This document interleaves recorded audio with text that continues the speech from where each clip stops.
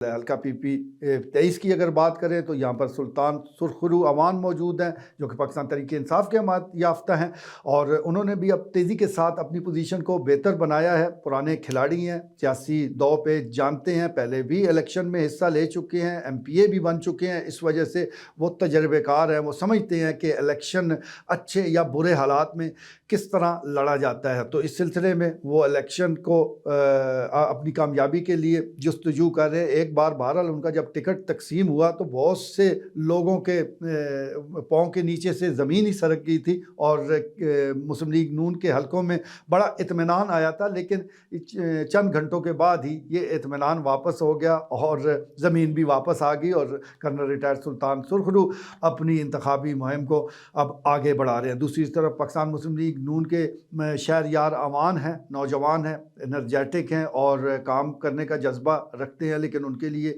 यकीनी तौर पर मुश्किलात मौजूद हैं। एक अच्छा मुकाबला हम देख रहे हैं, क्योंकि फ़ैन फॉलोइंग शहरयार अमान की भी काफ़ी है, और जिस तरह वो तेज़ी से अपने राब्ते बढ़ाने की कोशिश कर रहे हैं। दूसरी तरफ क्योंकि उम्मीदवार दबाव में हैं, तो इसका भी फ़ायदा मलक शहरयार अमान को पहुंच रहा है। अब किस हद तक वो फ़ायदा उठाते हैं इसका तो 8 फरवरी को ही पता चलना है, लेकिन यहाँ पर हमें एक अच्छा और तकड़ा मुकाबला ज़रूर देखने को मिल रहा है। और अगर नौजवान वोटर वो 8 फरवरी को बाहर निकल आया, उसने वोट कास्ट किया, तो फिर यकीनी तौर पर शहरयार अमान के लिए कुछ मुश्किलात हो सकती हैं।